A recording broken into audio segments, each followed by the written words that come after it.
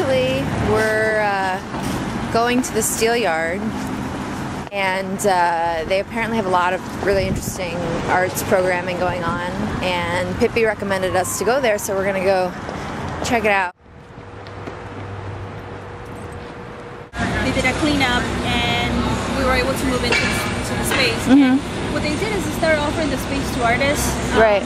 I don't know how much you know about the history, but there were a lot of artists lost. Yeah, I hear like in the 70s it was like this, you have this timeline in Providence of like a real rich cultural history with artists living in the city. Yeah, if you actually go into, you can actually do a little research if you like into Fort Thunder. That displays many artists. I think over 100 artists and musicians were displaced.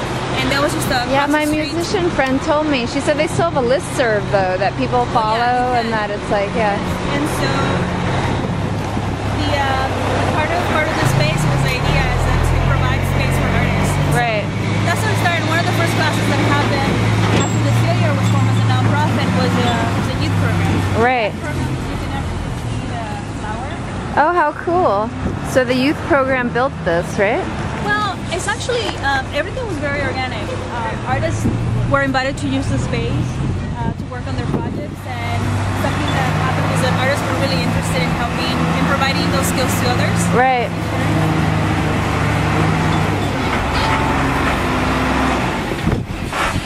I came here in '61, and I stayed till they closed in 2003. And then I went to work for Clay and Nick, founders of the Steel Yard. Oh, I got you. So I take care of the buildings and whatever else I have to take care of. Nice. Yeah. That's kind of a nice transition. Yeah, I've been here, well. That it was somewhat seamless for you, I bet, right? Yeah, it's a change, though. Yeah, it is a change. Seeing all this going on. Yeah. You know, if this wasn't me, it'd probably not a bunch of vacant buildings. Right. You know, redone all these buildings. There's going to be studios and. Wow. Yeah, this is all new. What's your position on the crew? Fun? What's your position for the organization? They call me the site manager. Ah, there we go. That's my official You're the man title. in charge. Here we go. Yeah. Very and cool. The historian too. Yeah. I've been around this I can see that. around the corner. Oh, I got I've you. been in this neighborhood all my life. What's your heritage? Italian and Irish. Very nice. You're like perfect.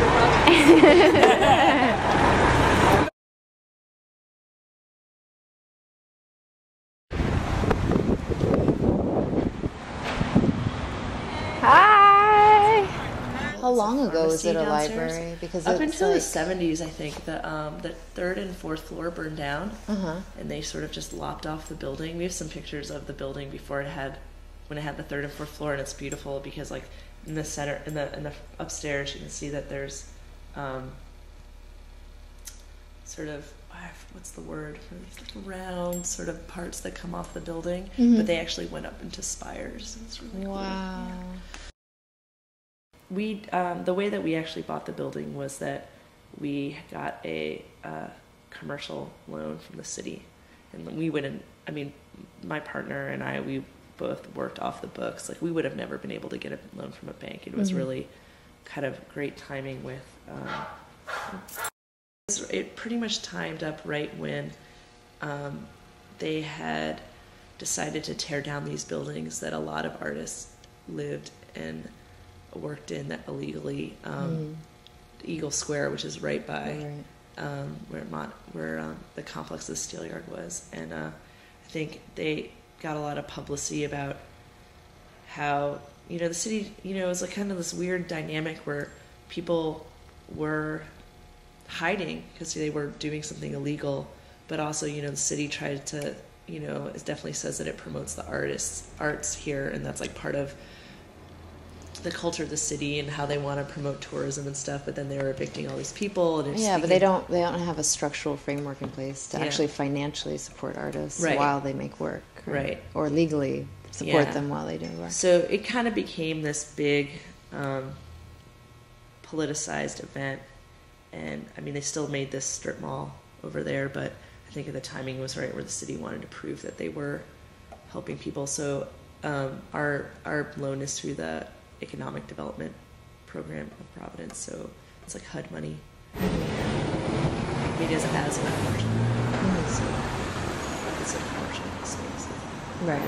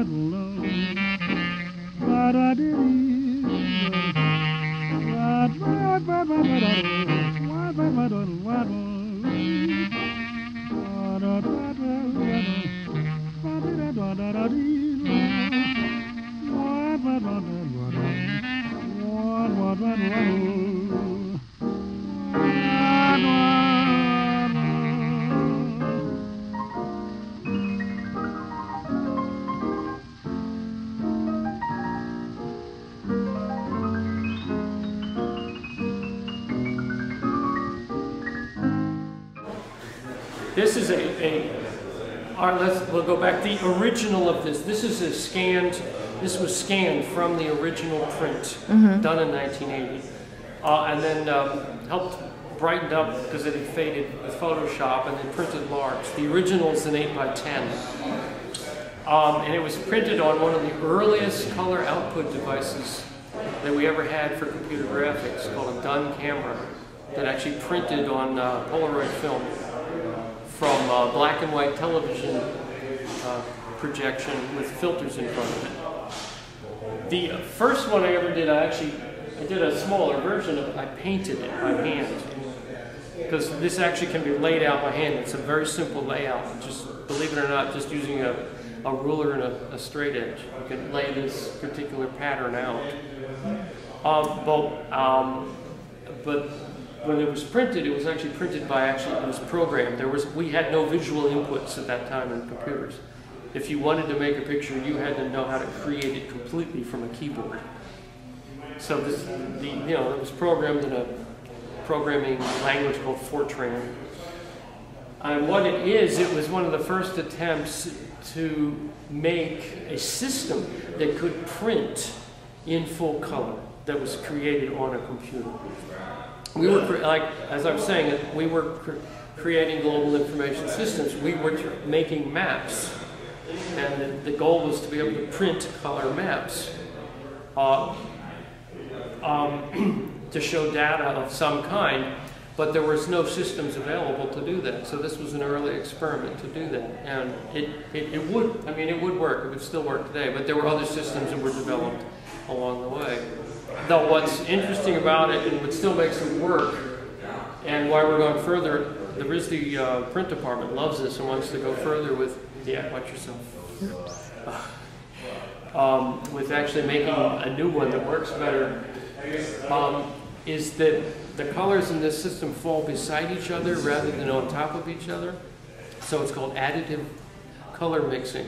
And in certain light situations, when you stare at this region where the green and the red come together, it actually optically mixes and there's still, I can see it from here, there's a yellow cast, which is in fact how your eyes actually mix, or your TV mixes. So that's that project.